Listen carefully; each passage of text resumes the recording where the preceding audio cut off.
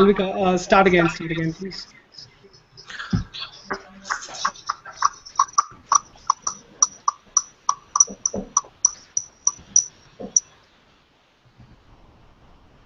Good evening, ladies and gentlemen, and welcome to this Google Hangout organized by NASSCOM Foundation and NextGen, a young Turk and a think tank which is working in the area of corporate social responsibility.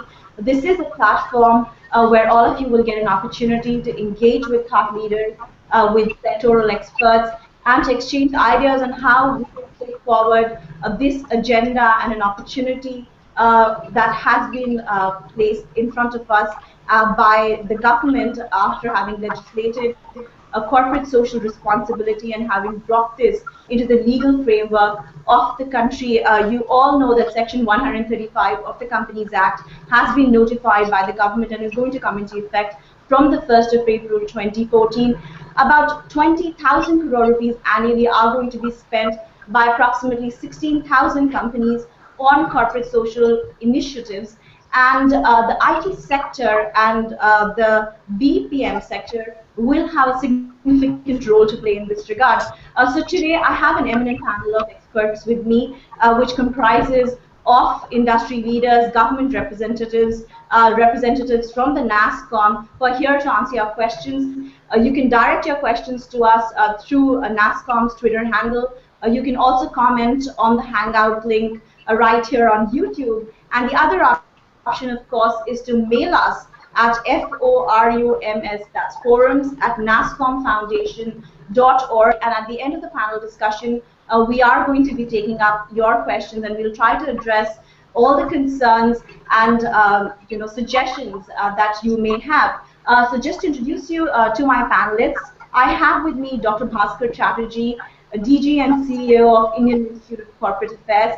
I also have Mr. R. Chandrasekhar, President of NASSCOM, who also happens to be the former Secretary to the Government of India. I have with me Mr. Ravi Venkateshan, Founder Chairman, Social Venture Partners, Mr. Krishna Kumar Natarajan, CEO, MD Mindtree, and also Mr. Mohit Tukral, who is a Senior Vice President, GenPact. And without wasting too much of your time, I will just ask and request Dr. Chatterjee to set the agenda for today's discussion. Thank you, Malvika. Thank you very much for that wonderful introduction. Let me welcome all the fellow members on this panel for our Google Hangout today. Let me also thank NextGen at the very outset, one of our very strong CSR partners, for taking this initiative to set up this interaction. Also, of course, to NASSCOM and its president in particular, who has taken a lot of initiative as well as interest in bringing us all together here today.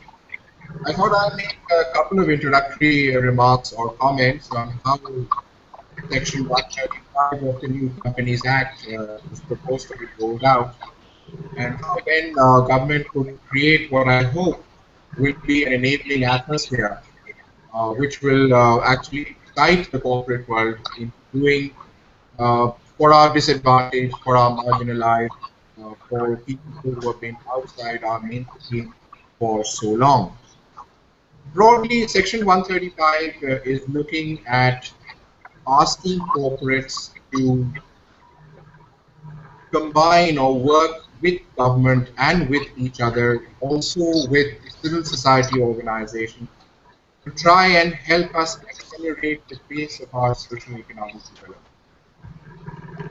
Know that the corporate world has already been doing much work and much good work in CSR already. And I think this particular act is just a facilitation mechanism to allow corporates to develop their own expertise, bring and share their experiences, come on board and help us try and solve India's socio-economic problems at a more accelerated pace. Broadly, if that is the background under which Section 135 was brought into the Act, let's familiarize ourselves with the 2 or 3 important points that Section 135 draws our attention to.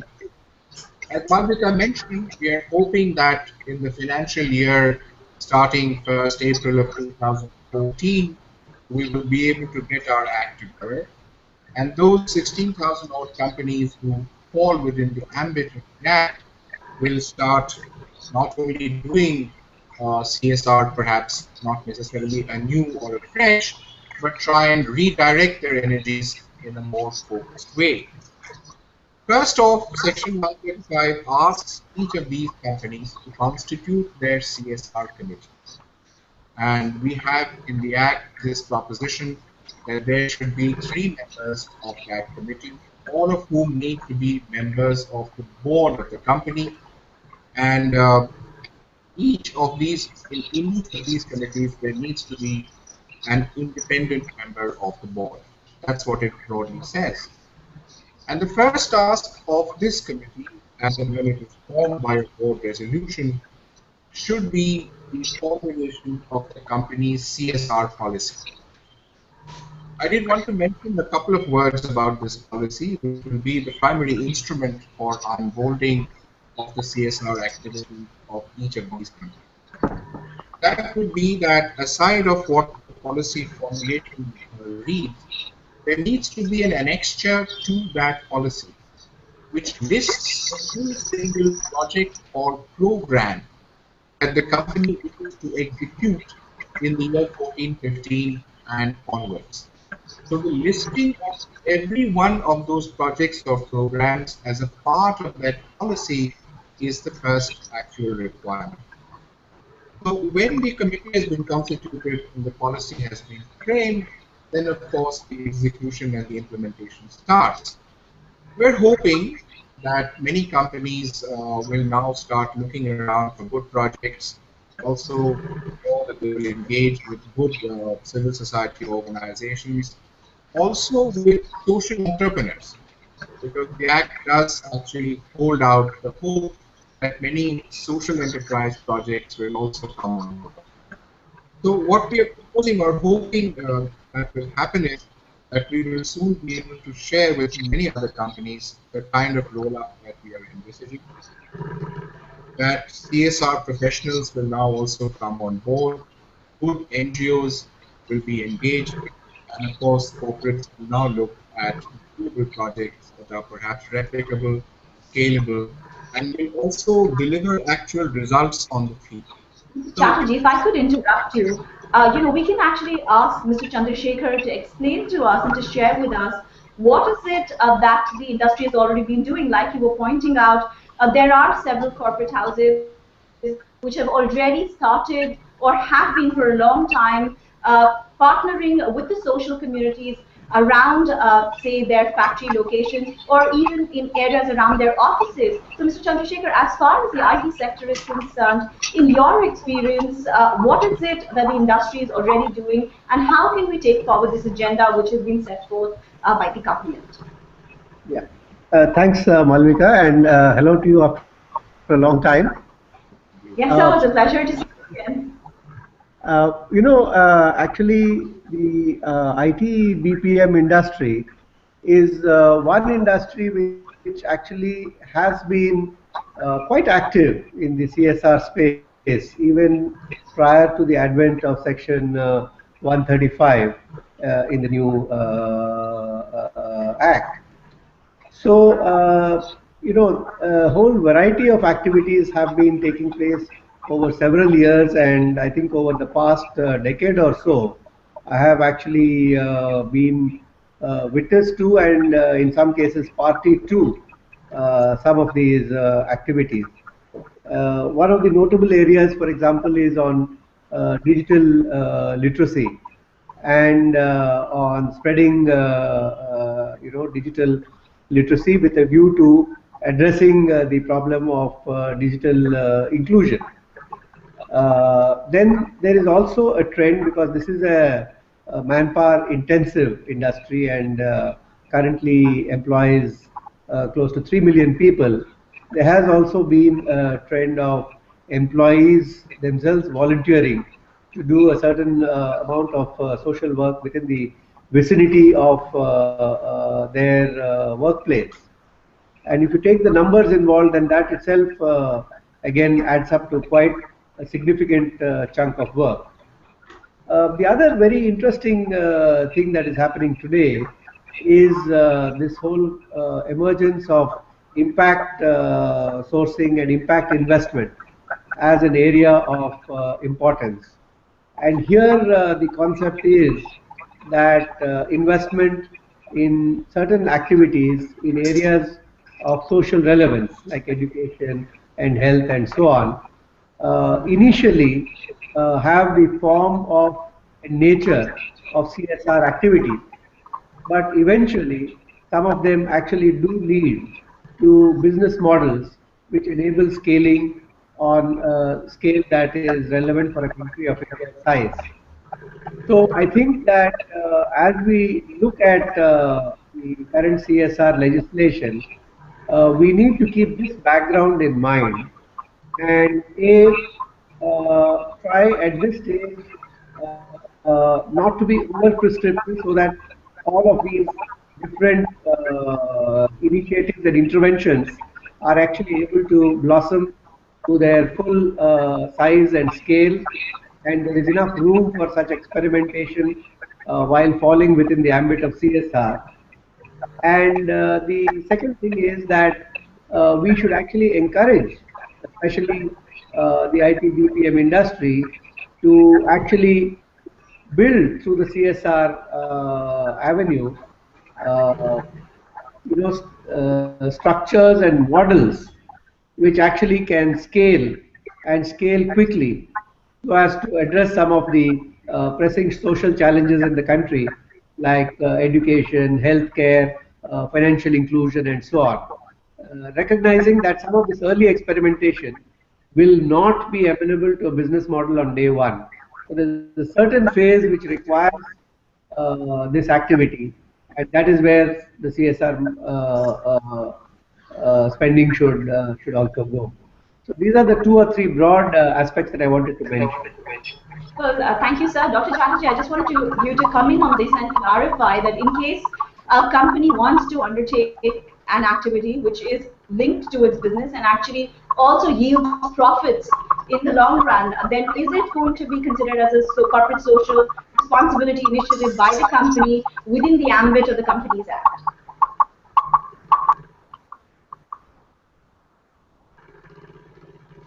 In the rules that are being framed currently as we speak, there is a proposition called shared value, which, as you know, Michael Porter and Kramer had espoused from their other businesses.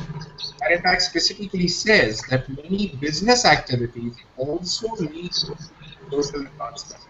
And such projects are very much a part of CSR. So, Dr. Venkateshan, if I could ask you to step in and explain to us, you've also been the former chairman of Microsoft India. Microsoft world over is quite actively engaged in corporate social initiatives, and presently, of course, you're heading social venture partners.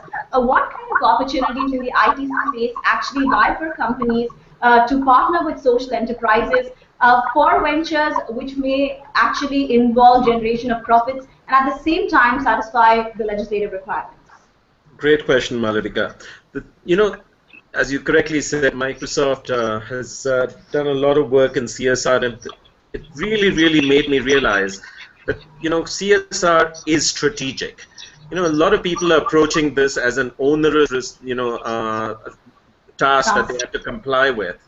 But it, in fact, is one of the most strategic things that they could be doing in three ways. First of all, if you do this right, you're going to substantially enhance your reputation.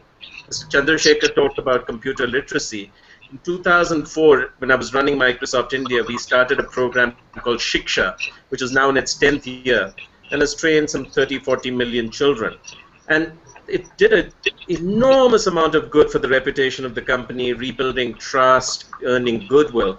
And of course, in particular, employees felt really good about it. So reputation is one. A second one is this: if you approach this right, this is a way of building your leadership capacity. It's not just about writing a check, which is called checkbook philanthropy. If you actually engage some of your most promising leaders and send them out there into these organizations, whether they be social enterprises or not-for-profits, and get them to roll up their sleeves and work with these organizations, it moves the heart, not just the mind, and they come back as profoundly better human beings, profoundly better leaders. And so that's the second thing. And finally, it becomes a source of innovation. So in fact, Mr. Chandrasekhar will remember when he was IT secretary and we launched this project, one of the early realizations we had was, in these states and towns, most people don't speak English. And so in fact, it was the genesis of Microsoft coming up with Windows and Office interface packs in 14 languages, which became enormously helpful for the business. Last week, I was at a company called JCB, which makes construction equipment outside in Faridabad. And they had invested in an organization that was actually providing vocational skills. And this helped them address their shortage of welders, for instance. So innovation, reputation, and of course, leadership development. Now, the problem is most companies are saying, hey, how the hell do I approach this? And most will resort to simply writing a set of checks towards causes or organizations that they like, and that's checkbook philanthropy. What we need to do is approach this from the point of view with the perspective of a venture capitalist. If you're going to be investing 2% of your profits before tax, it's a lot of money. So you need to approach it with discipline. You need to pick the areas in which you're going to play, whether that's skilling, whether it's governance, healthcare, or whatever. Number two, you have to do a lot of due diligence on the organizations that you're going to partner with. India has 3.3 million NGOs, but a very small number of them are really well run and have the absorptive capacity. And so there's a tremendous amount of due diligence. Number three, you have to be focused on partnering with them for the long term. You can't just write a check 1 year and go away. You have to enter into a 3 to 5 year commitment. And that's when you start sending your employees in there and helping build capacity. All this is called, impact philanthropy. And I would strongly encourage all the people on the call who are interested in, a better way to put their money to use, to learn about impact investing and venture philanthropy. Development now, you can actually build leaders just by starting off these CSR initiatives.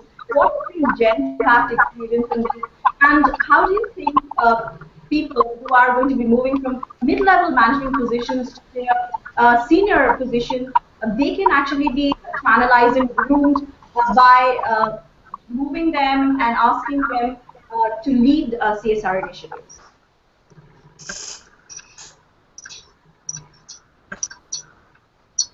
I think we're having some audio problem with Mr. Mohit Thukral. So in the interim, can I ask Mr. Krishna Kumar? Malvika, can you hear me? Yes, I can hear you perfectly. Yeah. So look, I mean, if you look at us, we came from a company like G, and that's our pedigree. We've always, this is something which I think Ravi talked about, is where we started doing work around our social responsibility years ago. And for us, it's not about writing a check. It's all about it channelizing the 45,000 workforce in India, which we have, into spending time with certain projects. And for us, impact sourcing is big, where we are actually driving a huge amount of skill development and getting a lot of people very trained and employable and getting them into the workforce. And that is becoming a major spearhead for us as an organization. And if you look at, we have more than about 20% of our people in India who spend time doing voluntary work. And we actually at times, in certain areas, give people time off on certain days or weeks to really go and do work in where we are really driving key initiatives, whether it's environment, whether it's financial inclusion, or whether it's impact sourcing. And I think really that's part of our DNA. That's what we do. It's just not part of, it's just part of who we are, and that's how we drive. And a lot of people actually within the organization spend extraordinary amount of time really working in the environment and really focusing on the 3 areas which we picked up as an organization and keeping it really narrow. Contributing to the health space, management development for that matter, and taking the agenda of the management forward. For all our viewers, if you have any questions, you can tweet us, you can post questions on our YouTube channel, and of course, you can write into us. But if I could go back to Bhaskar Chatterjee, sir, in your view, even though the mood seems to be significantly upbeat on our panel, wherein everybody is saying that the industry can actually partner with social enterprises, with local communities, and take the whole community forward, it seems to be very idealistic because everything involves money, and maybe a company might not be actually willing to spend that much of money that the government has mandated. So what is the way out? Does it actually mean that those companies are going to be labeled as ones which are not conscious about the society? Malvika, thank you for raising this point now. I would say straight off that even now, although we had said in the Act that we will request companies to spend about 2% of their net profits, for us, that is not really the primary concern at this point. We've just heard Ravi and we've just heard Mohit. Both of them, I think, came out very strongly with exactly the correct perspective. The fact that it adds to companies' reputation, it adds to employee morale, it develops leadership, develops innovation, and companies have been doing a lot of this in any case for over a long period of time. All this is a great startup, a kind of platform for launching CSR. We've said here in our act that spending the 2% is only some sort of a relative figure. You need to only explain to government, even if you haven't spent 2%, why you didn't or what your ideas are about finally getting to 2%. So even if the first year it doesn't amount to 2%, it's not a big thing. Companies are on board, they're doing well, we're happy with that. And we're hoping that our attitude is going to be primarily, let's all get the act together, let's all come on board, let's partner and teamwork, and let's see how far we can get. That's all we want to say at this point. But what if those ideas actually seem to be lame to you? If they come up with an excuse that they could not spend their profits for an XYZ reason, are you going to accept it or penalize them? Very clearly, we're going to accept government is not going to be the judge of what excuses or explanations the company gives. It's going to be on their website. It's going to be on the Ministry of Corporate Affairs website. It's going to be on the IIC website. It's going to be in the director's report. Therefore, let society, let stakeholders, let shareholders be the judge of whether these explanations are adequate or not. It's not for government to take a position on this call. As Rentala said right in the beginning, we are not going to be overly prescriptive here. Companies have their reputations to protect. Companies have their market value to protect, their brand value to protect. They're more conscious of all this than any government can ever be. And that's really the reason why we feel that companies will do very well here. And whatever explanations they give, if there is a shortfall, will be pretty valid ones. Mr. Chandrasekhar, if I can come to you quickly, because after that I want to get two case studies in from our other panelists. Is the industry as a whole satisfied with the manner in which the government has approached the CSR mandate for the corporate world, particularly the IT sector, because you are going to be making a significant contribution to this?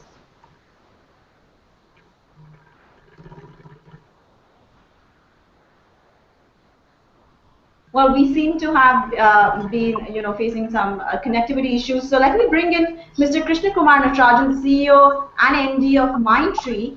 Mr. Krishna Kumar, as far as R&D, development of products for the marginalized section is concerned, how do you think we can partner with local communities? How do you think this actually can foster inclusion in the society? That's a good question, Malvika. Like Ravi said, this has to be viewed in a strategic sense. At Mindtree, we believed it's the right way of doing business. And we've also been very disciplined about where we play and how we do it. The two key areas which we focus on is children afflicted with cerebral palsy. How do you bring technology to make their lives more livable, as well as addressing a social problem through technology. Coming to examples in terms of how we have leveraged our R&D capabilities in the context of children with cerebral palsy, one is a product called Aditi, which is a left-click mouse by which children with cerebral palsy can type documents as well as send emails. And we have released this product in the open source for 500 rupees, whereas an imported mouse of this nature cost over $500. So that's the affordability also which it brings in. The second product which we have built using our technology capabilities is called Kavi, which is a picture to text or a device where the children can really deliver both text as well as pictures using this device. This again, we have licensed it to an organization called Sneha Kiran, which is for special children, as well as FAME in Bangalore. Beyond that, I think Ravi is familiar with the Microsoft Kinetic technology. We have used that to analyze gait of cerebral palsy children, as well as built what is called a glowing ball to assess attention disorder in physically challenged children. Now coming to the second part, which is really solving social problems through using technology. Today at Mindtree, we are building a platform called I Got Garbage, which is a technology platform for managing waste in Bangalore, both wet as well as dry waste. And the user trials have already started. But what is more interesting is not just a technology platform. We have formed a partnership with an NGO. We now have a cooperative of rack pickers, and we are trying to improve the lifestyles of rack pickers because their typical life expectancy is 39 years. Their children do not get proper education. How do we really enhance as well as impact the life of the 24,000 rack pickers in Bangalore is what we are addressing. So clearly, using technology can be build products for a specific segment of society, as well as how do we solve big social problems leveraging technology and viewing it in a holistic manner is what at Mindtree we are very, very objective about. You to come in on that. The key question actually remains that how do companies plan and develop these projects in case they don't already have existing ones? Mr. Natarajan shared his experiences in terms of how they are contributing towards the development of the local communities. Health is an issue that they are trying to address, but each company, how does it actually identify the area which needs to be addressed and then develop a model which is actually conducive to their business as well?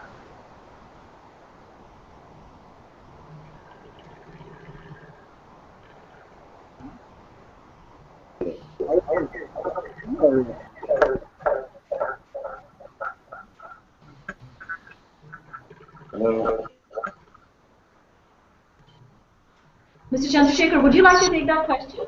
Yeah, okay, right. Yeah. Maybe I can spend some time on what is that we're doing in Cognizant. In Cognizant, actually, we have two different streams for addressing the social, CSR activities. One is the Cognizant Foundation, which is an external body by Cognizant from contributions from associates. We take care of the capital expenditure needs for various entities in the area of association. But what I really want to spend time on is really the employee volunteering program that has been phenomenally successful in Cognizant.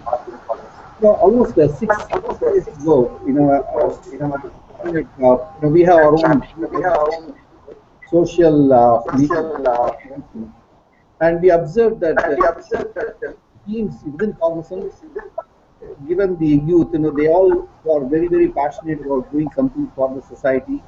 So some individuals on their own, they take up some programs, they attend some schools during the weekends, and they were really providing education for the students. And these were happening in small pockets here and there throughout the organization.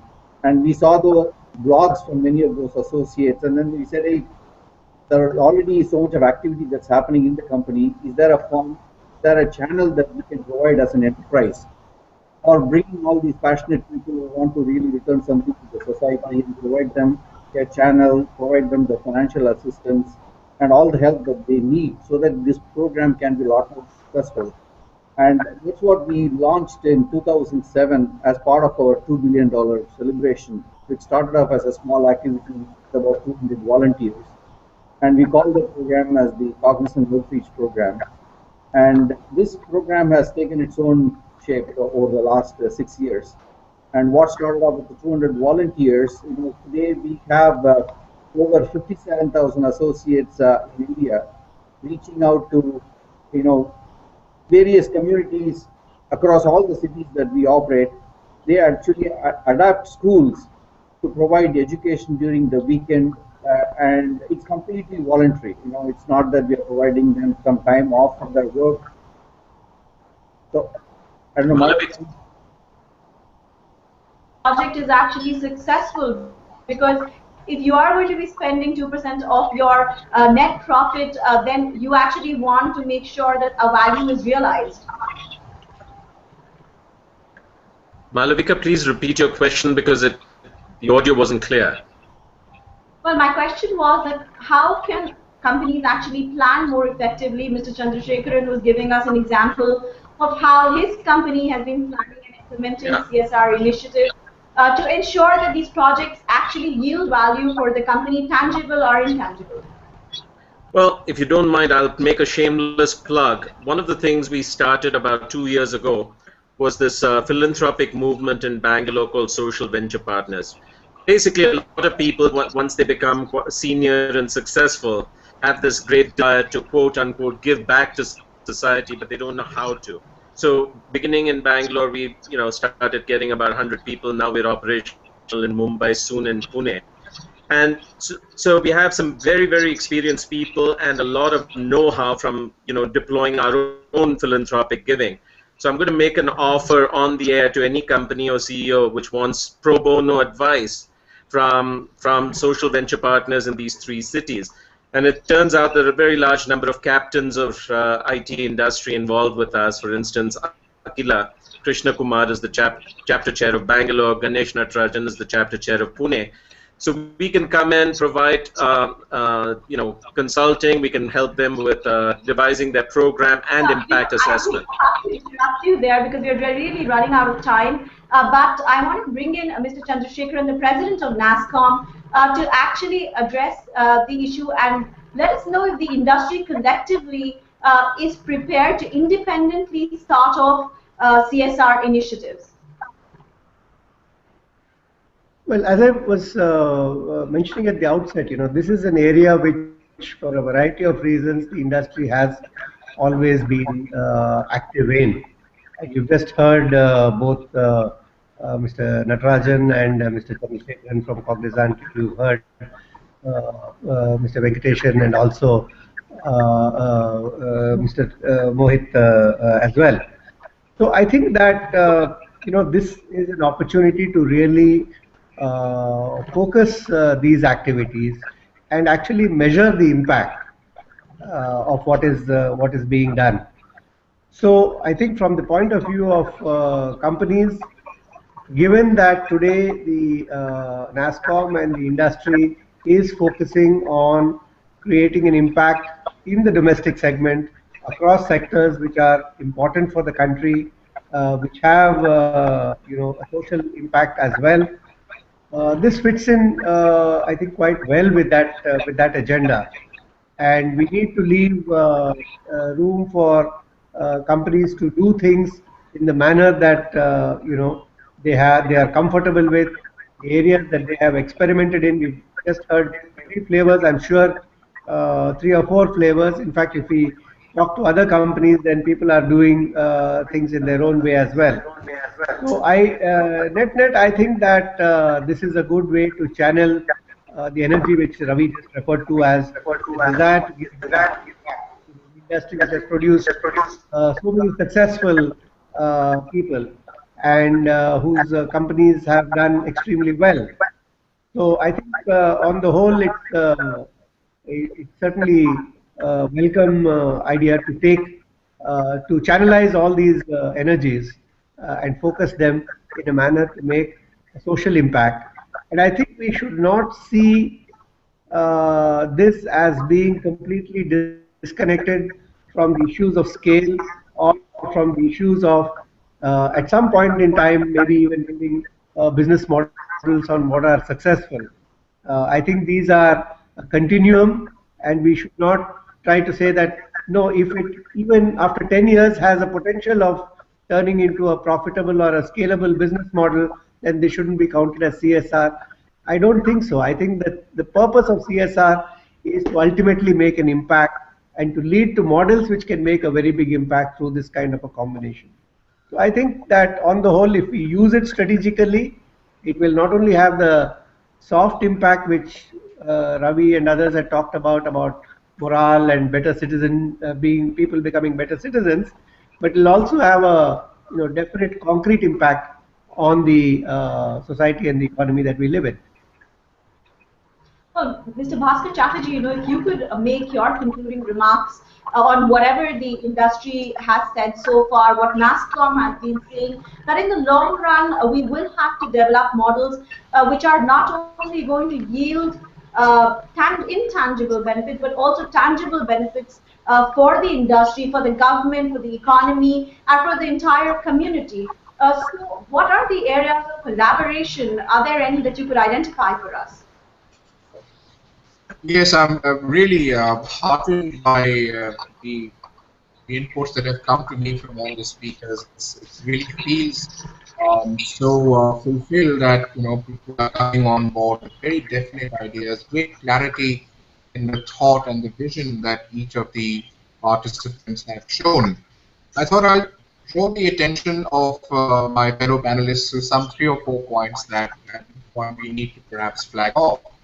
We're hoping that instead of doing one-off projects which are intermittent, companies will approach this in the project mode. So there will be start times and end times or time frames to what they're doing, allocation of specific amounts, specific geographies and communities that will be addressed. So one literacy camp here or one mobile van here, it's been too sporadic in the past. So we're hoping that companies will now concentrate exactly on what was said at the outset, which would be impact philanthropy, strategic CSR, rather than just spraying it too thin. We also heard about due diligence when you are actually partnering with people who are going to execute on the ground. These should be long-term partnerships which yield results on the field. We're hoping that from the IICA side, we will be able to try and empanel some of the better entities in the country so that corporates, if they want to, can access our website rather than do the due diligence themselves, perhaps we can help in doing it from our side and offering it to the corporate world. Of course, leveraging technology is going to be a very big thing for the technology sector. I know that innovation and the leveraging of technology will help create completely different kinds of synergies in the way CSR is unfold. We are hoping, in fact, as part of the rules, that this whole concept of checkbook philanthropy or just mere donations will disappear from the CSR horizon completely. We're heartened by the fact that there is so much volunteering going on. In companies, a lot of volunteers, actually, particularly young people now, take to CSR in a very big way. All that the rules of the Act are trying to specify is that there is volunteering, that's fantastic. We need to quantify that volunteering in terms of how much real time and real value that is being put there, because this particular Act and the rules are talking about quantifying in rupee terms exactly what's being done. We are also hoping from the IICA side that we will start the first ever certificate course of CSR professionals. It gets underway on the 1st of June 2014. We are hoping that we will be able to offer again to companies, skilled professionals in the realm of CSR who can help take this agenda forward. Finally, we are also trying to build into our system shelves of projects that when companies are looking for good, replicable, scalable projects, we are going to try and build a shelf of projects from which companies, if they want to, can actually take. And I'm hoping that all of this will culminate in a dialogue with the IT sector. I think Rentala and I have sort of try and looked at some dates. Tentatively, we're looking at the 4th of March, perhaps in Bangalore, where the dialogue between the IICA and the industry can be further expanded. Well, thank you, Dr. Chatterjee. We already have a lot of questions that have come in. You can continue to write into us. You can email us, post your questions on Twitter. And Mr. Chatterjee, I already have several questions with me right here in my hand. And the first question is something that I'd like to direct to you. It is a more generic question, and I do have certain industry-specific questions as well. This comes from Mehul Jain, and he wants to know that how would one actually monitor CSR committees? I mean, basically, they are going to be the ones who will take the agenda forward. No, one doesn't monitor the committee at all. The point is that the company has a CSR committee on board. These are 3 members of the board of the company. It's the CSR committee which will monitor the CSR work that the company does in order to ensure that these create right impact, that they have value in what they are doing, and they benefit communities for which they are targeted. So the job of the committee is not to be monitored, but actually to monitor the CSR agenda of the company. So in a way, they are going to be representatives or the custodians of the company. Exactly, and the identities of all the 3 members of the CSR committee need to be disclosed to the Ministry of Corporate Affairs and to the IICA.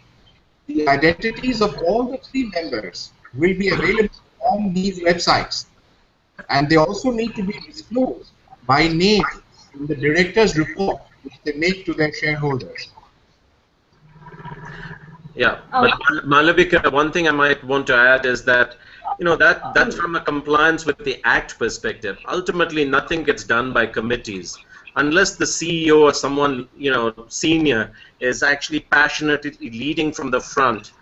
You're really not going to get the kinds of strategic impact we've talked about.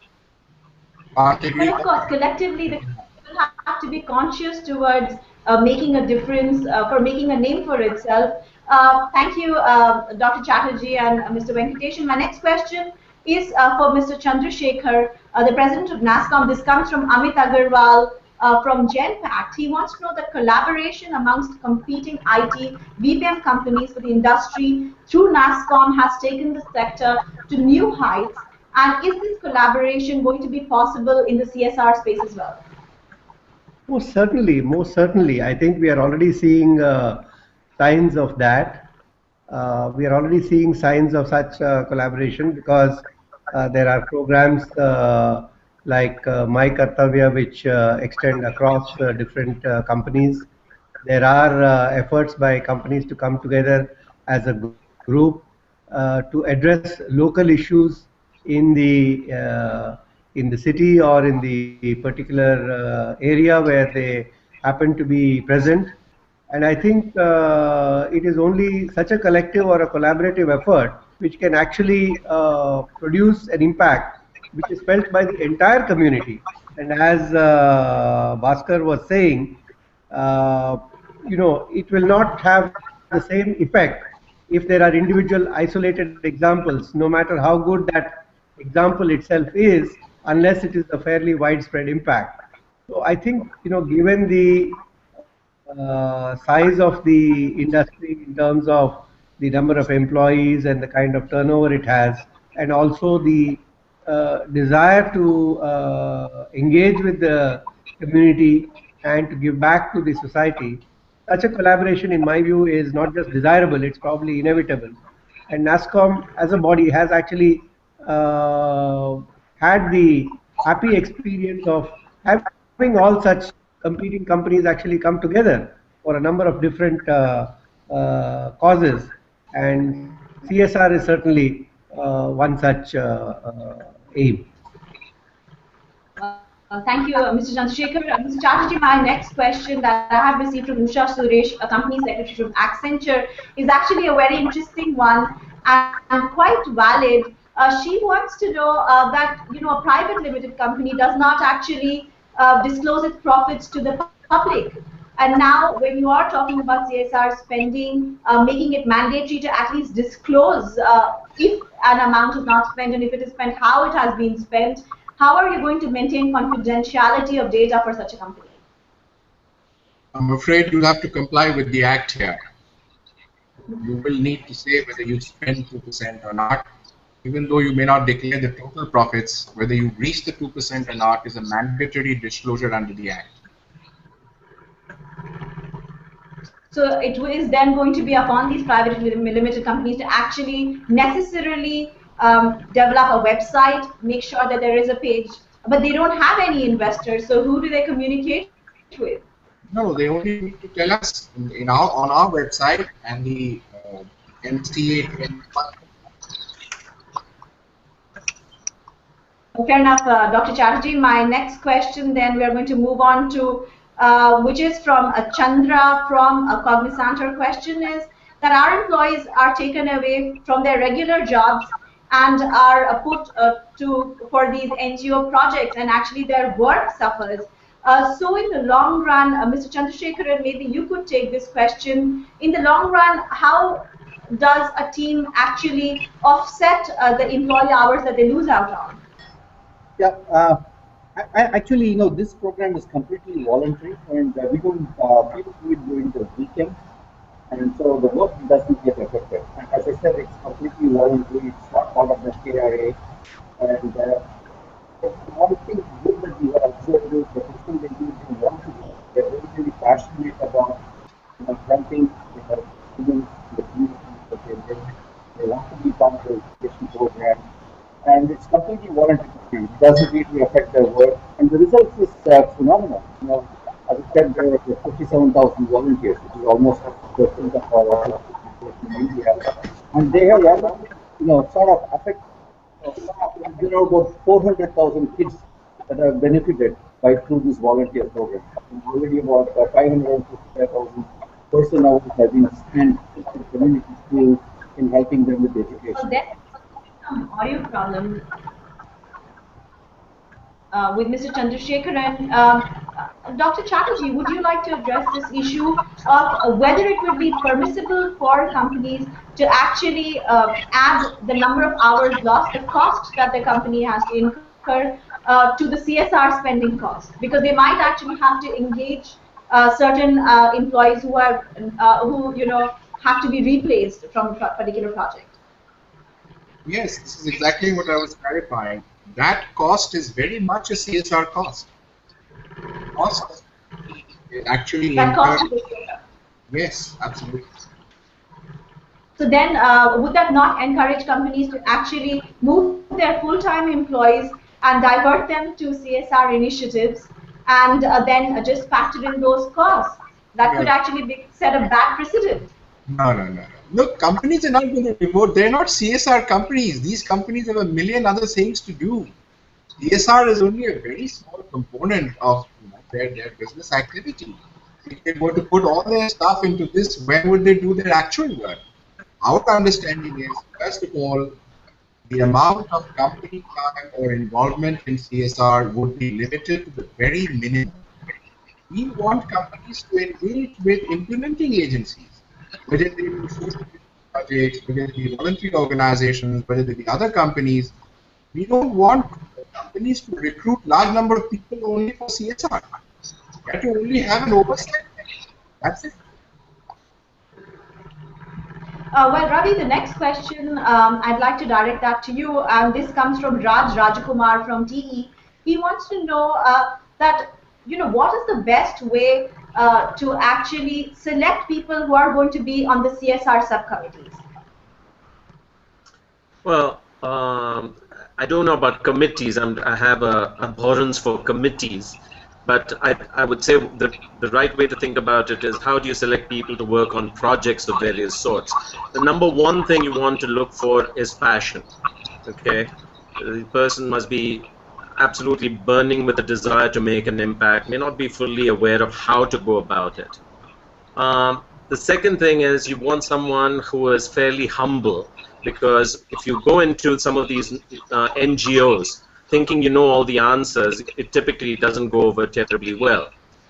And you need someone who's pretty willing to listen and learn. If these three characteristics are there, I think you've got the makings of a really, really successful partnership. Well, thank you, Ravi. Now, the next question that I have is from Anthony Lobo from TCS. Mr. Krishna Kumar, why don't you take this question? The question is that we hope the revised rules will allow for the inclusion of personnel expenses. This actually was broadly addressed by Dr. Chatterjee. But his question, the other question is that is the intention that companies outsource their CSR programs to professional institutions actually what the industry probably has in mind? See, I think it depends on the maturity of the company. Like Ravi pointed out earlier, if you have a certain passion and people who drive the agenda in a disciplined manner where you're just focusing on one or two areas, then certainly I think this is something which is very core to your business and you don't outsource that. But companies which are venturing out afresh, I would think it would be great to engage, like Ravi pointed out, an agency like Social Venture Partners to understand the nuances of how to do impact philanthropy. And once you're familiar with it, try and see if you want to insource it. So I think it really depends on the maturity and stage at which the company has engaged itself in CSR. Right. Thank you, Mr. Natarajan. Ravi, we have a question for you from Mehul Jain. He wants to know that did Microsoft actually have a plan, a business model for CSR 10 years back? No, 10 years back is when we started from scratch. We recognize that when you're a very successful, profitable company, society has an expectation that you're also going to do good, not just make money. And that's when we began all our experiments. There are two or three things that I think we did that were reasonably smart. We focused on an area that was adjacent to our business, which is computer literacy. We said, that's an area where we can actually bring know-how, not just money. The second thing is, like Cognizant, we implemented a policy of matching employee contributions for CSR and also giving them time. So anybody who wants to volunteer up to 5 days of their time, they can actually go work on these projects as long as it's with an approved set of organizations. And then from there, based on experience, we evolved our things. But those were pretty good starting points. But again and again, I say it's very hard to make progress if the senior management, the senior leadership of a company isn't also highly supportive and engaged. And as you look across these companies, whether it is Cognizant or Mindtree or Genpact, I think right here you can see it's the top guys who are actually driving this stuff or encouraging it hands-on. That's pretty important and hard to outsource. Well, we were talking about how companies can take initiatives, but I have a question from Rajan Narayanan, and this is for Mr. Krishna Kumar. He wants to know that how do small NGOs align with companies who are looking to partner to take forward the CSR agenda? I think that's a great question, because primarily one of the things which we talked about earlier was how do we help these small NGOs to scale and attain a certain disciplined way of doing their work. So I would think if either at NASSCOM or at IISc we start collating a compendium of areas in which companies are working on, and these NGOs have access to that data, then they could get aligned with companies which are working in that space and consequently take both their knowledge and experience to try and scale their operations. All right, and the point remains that the government already has the database of the NGOs online. Would the companies actually want to reach out to them? No, I would certainly think companies should reach out to them, particularly like Ravi pointed out earlier, if people start following a structured and a disciplined way of how you roll out your CSR initiatives. I think just like we seek out customers, we should also seek out NGOs who are doing work in that space and then try and enhance the impact of what they are doing. And clearly an industry association like NASSCOM can play a role in that. Yeah. I would add one more thing. Malavika, I think there are organizations like Give India, which have done a pretty good job over the years of doing a lot of due diligence on NGOs and saying which ones are the good ones. So I think, and I'm sure NASSCOM Foundation will create its own. And I just say that there is a very good process, a disciplined process that is needed.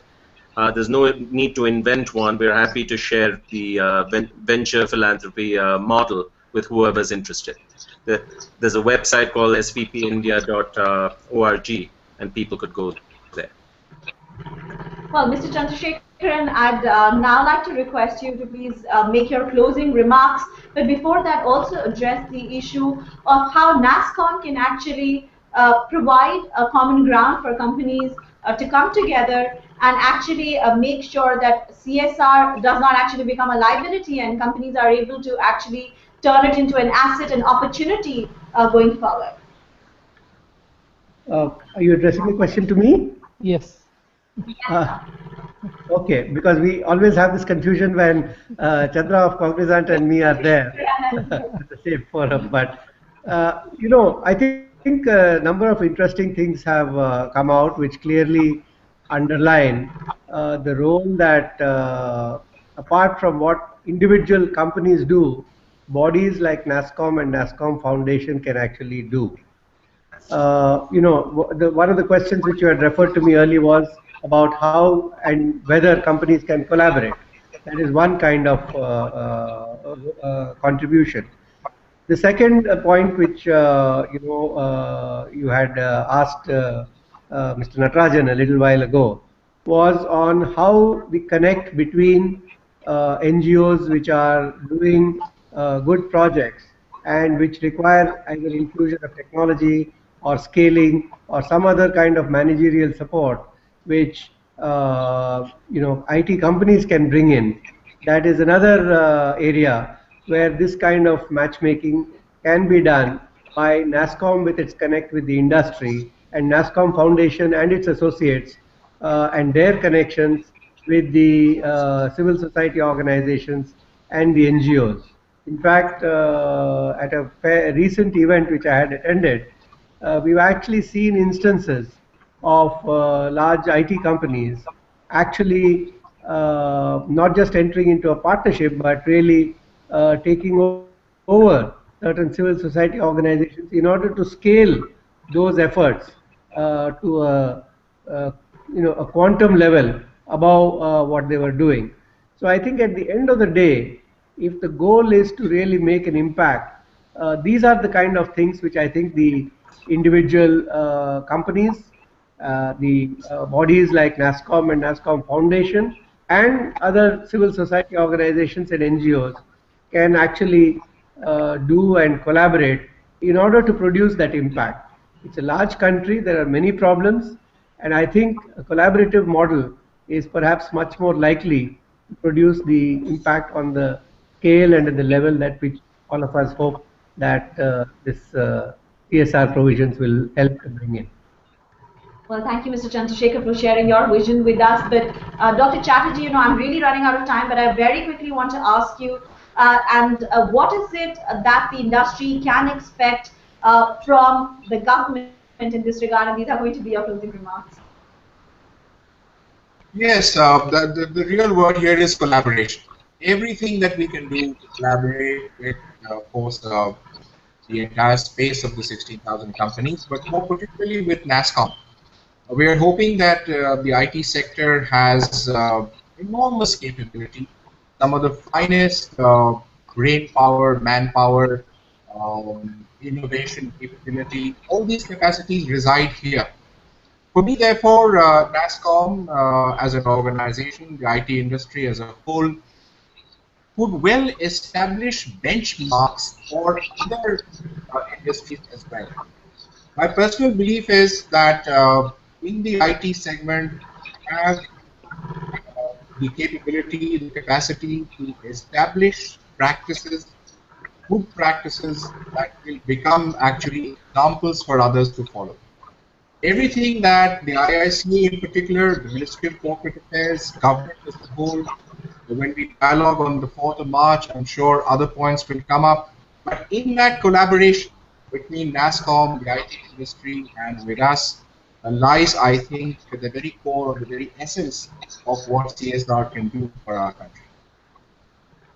Well, wonderful, Dr. Chatterjee. Thank you for sharing your thoughts with us. With a lot of expectation from the government, the IT sector, I'm sure, is going to be taking forward this agenda, this opportunity that the New Company Act provides. And now, thank you for being a wonderful audience. And you're, of course, free to post in your questions and your queries and share them with NASSCOM Foundation. You can visit the website www.nasscomfoundation.org. For more details, you can also post in your queries at the special query box that has been jointly developed by NASSCOM Foundation and NextGen. We wish you all the very best in your journey. And of course, as and when you continue to leverage technology for good and changing India bit by bit, do keep in mind that you have an opportunity in the form of the Companies Act, Section 135, which mandates all companies which have a net profit above a certain threshold to actually contribute 2% of their average net profit over a period of 3 years. Thank you.